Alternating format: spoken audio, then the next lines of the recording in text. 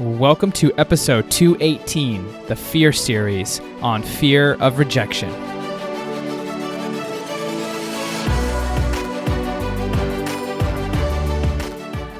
Welcome to the Be That 1% podcast. I'm your host, James Silvis, mindset specialist and performance coach. And here on the show, I'm going to challenge you to think deeper, commit to greatness, and develop a stronger mindset. You'll hear stories from those who are living life on their terms, and you'll receive strategies that will help you level up. So the question is, are you ready to be your own 1%? Let's get started.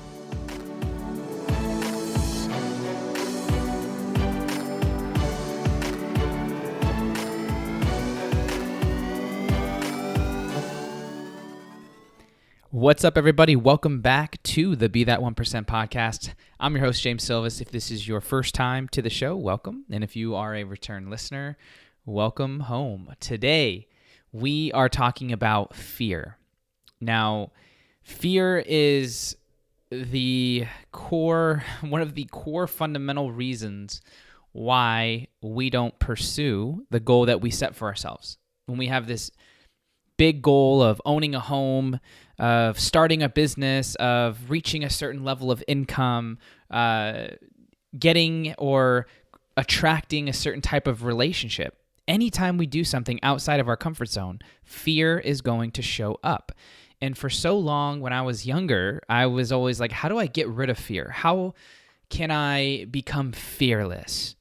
And the older I got, the more research I've done in the fear space, the more I've tuned into my own self and also witnessed the transformations that my clients have made in many different settings, whether that's events or one-on-ones. What I can tell you is that those that are able to achieve their goals time and time again, not just easy goals, I'm talking challenging goals, maybe even things that they didn't think were possible. These individuals are, one, able to recognize that they are afraid, but two, they don't stop there. They leverage that fear. They don't allow it to control their decision-making. They breathe into it, lean in, and continue on the path. They look at fear as a heightening of senses rather than a, I shouldn't do this. Right? And for a lot of us, most human beings, I guess all human beings have a natural tendency to avoid fear because it's very uncomfortable and we like to know what's happening. We want to be able to control those things around us. And when you're out of your comfort zone, when you're in uncertainty, fear is going to show up. And so my hope with this series is sharing with you the top 4 common fears that I see prevent leaders, goal-oriented high achievers from reaching new levels or from having deeper levels of fulfillment in their life, right? So I also will post a link to a fear quiz that I created a while ago that I think would be really helpful if any of you, as I'm going through each of these fears in the coming weeks, want to dive deeper in this with exercises and a breakdown of a more in-depth analysis of what that fear is, as well as exercises to work through that, then go to the show notes and look for that fear quiz link. All right. So we are talking about the biggest fear that I feel plagues most of us. And this is not just from my own experience. This is from the results from the quiz and also the observations that I've made through working with over 8,000 people from 10 different countries. I could tell you the fear of rejection is the highest. I'd say 8 out of 10 struggle with this. And it's important to know what encompasses fear of rejection, one, so you can be aware, but two, you don't have to be controlled by it anymore. You're not a bad person if you feel fear. You're not weak if you feel fear. Fear is normal, fear is healthy, and it's a sign of intelligence, okay? So don't judge yourself for being afraid. I think the more we normalize fear, the more action we'll take in spite of it, and the more results we'll get that we're happy with, as opposed to living in our comfort zones, wondering what life would be like if only we had the courage that would never allow us to get outside of our comfort zone to experience that. Instead, we'll stay stuck and live our lives vicariously through other people, in private, pushing our own bitterness and resentfulness onto those people, judging them to make ourselves feel better. And let's not do that. Let's look at other people who are living life on their terms, and rather than being jealous or envious that they have some gifted quality that was, presented to them at birth, instead say, man, if that person can do it, so can I. And although I may not want the same things, I can respect that they're going after what they want and creating a life that they've desired. And I can do that too. So, fear of rejection. What is this? If we were to look at a definition from all the research compiled together, fear of rejection shows up like this. You fear that if you don't show up a certain way, that you won't be accepted, valued, or loved. That's it. That if you don't show up a certain way, if I don't have the money, if I don't have the looks, if I don't have the skill sets, if I don't have the personality, if I don't have fill in the blank, then I won't be 1, accepted, 2, valued, or 3, loved, or all 3.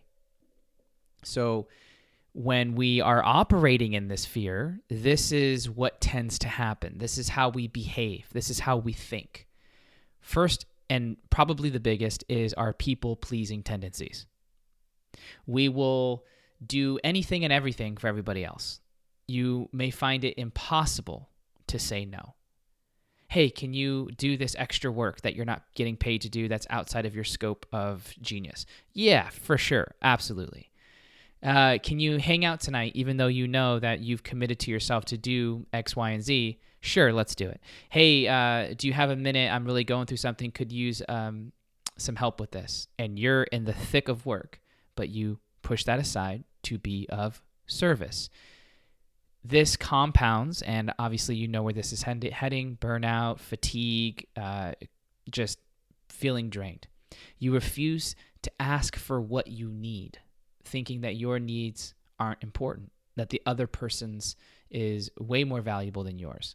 Your boundaries are paper thin, if they, or non-existent, which leads you to likely taking on too much.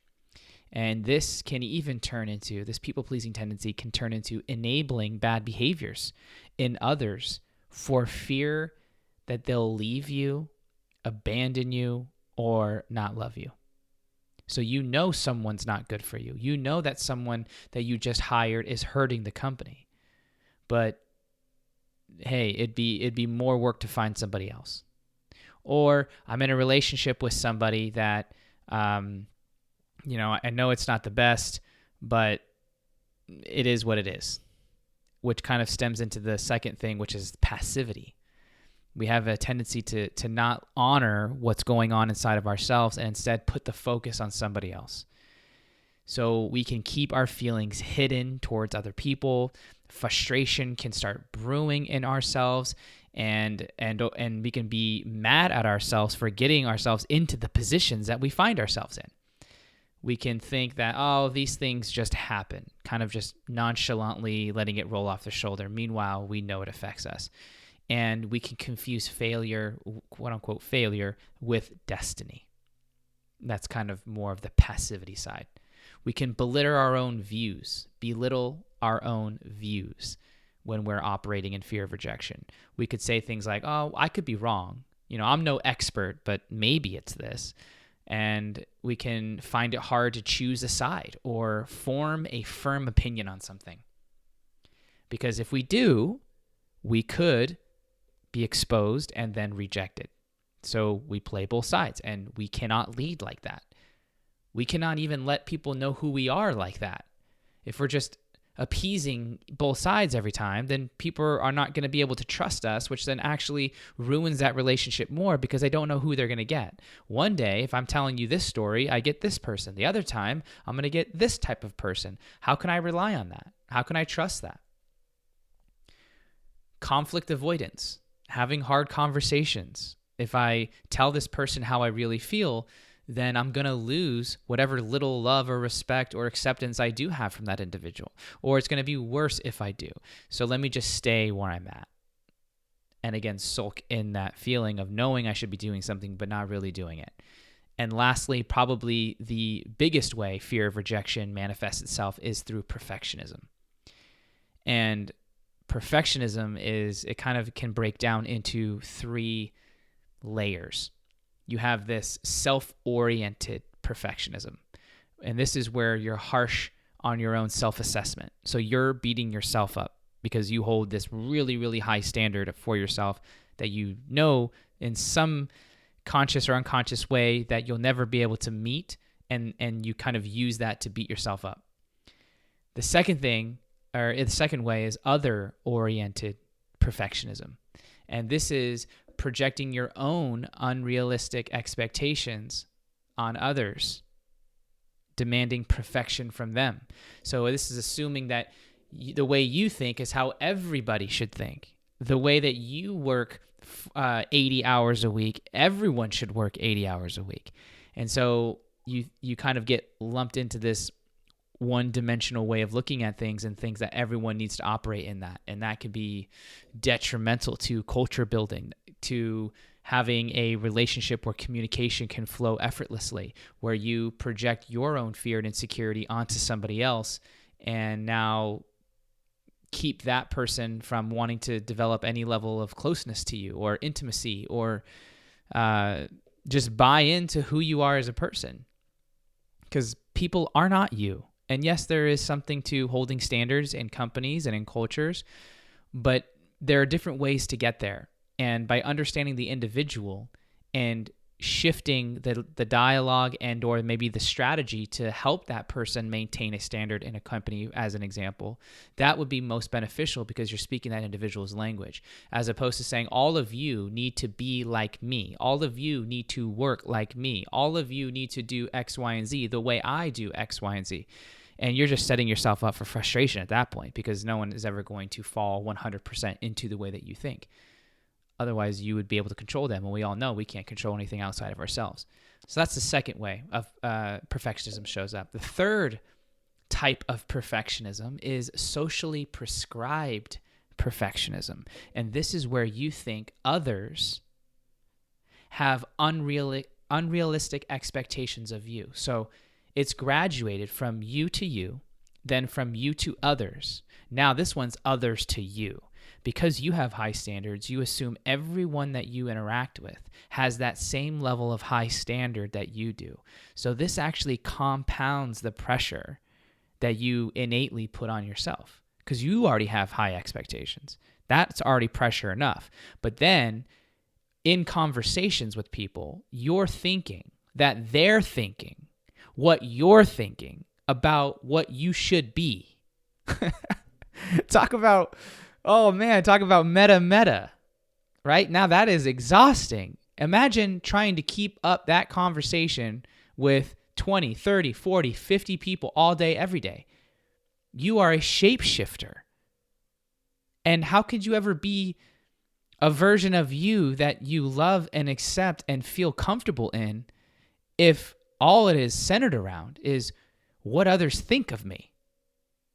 That I have to outsource my power that I can give to myself to you and make sure that you approve of me and how I do things. This is a recipe for disaster. And so those who fear rejection have a hard time with intimacy, vulnerability, because it can expose them to the quote-unquote real version of them that could or could not be accepted. And this is a hard truth to swallow. This is the taking the red pill right here, where you have to realize you're not everyone's cup of tea. And I am talking to myself right now. Because when I first started this business back in 2014, I mean, before that, unofficially, just through the types of skills that I was building, but officially as a business in 2014, I wanted to help everyone. That's just who I am. I think there's probably a little bit of people pleaser in there as well. And I've learned to shed that with a lot of coaching and a lot of therapy, but it's a natural tendency to want to help everyone. And you just can't. It's not possible. And even if it were, your message would be so watered down that it wouldn't go to the depths that it needs to in order to help facilitate transformation. And magic happens in the depth. The depth is where everyone fears to go. And so if you can sit in that depth with yourself, understand what it feels like, and build an infrastructure to be able to travel there and hold space there, now those who are afraid of that, when in your presence, can feel more comfortable to explore those areas that allow for deeper conversation, faster transformation, better communication, and more efficiency in that dialogue, in that company, in that relationship. So we have to learn where we're holding ourselves back, and that starts with awareness. And my whole intention of sharing these fears is to enhance your awareness, not just for yourself, but for those you interact with, whether it's your significant other, your family member, parent, brother, sister, daughter, son, boss, colleague, direct report, you name it. The faster you're able to pick up on these patterns, the faster you're able to adjust to help facilitate the best possible experience for that situation. And that doesn't always mean it's going to go well and feel good. Sometimes it means delivering really harsh, truthful, coming from the best place possible feedback. Doesn't always feel good. And in fact, it mostly never feels good. It feels good afterwards, but during, your heart's beating, you're sweating, you may have to change your shirt because you're so nervous.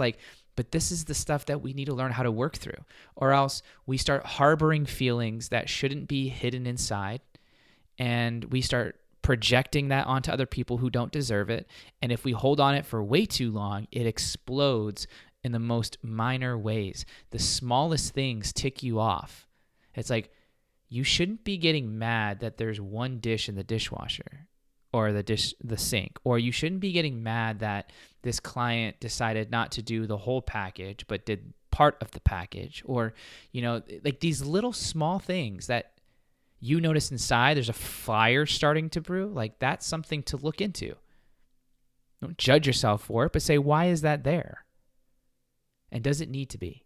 These are the questions that leaders ask themselves. They're very self-aware, or at least the great ones are, because one can rise up to a leadership position without doing this work, but it's hard to build a high-performing culture, or it's hard to build deep, meaningful conversations without this work being done.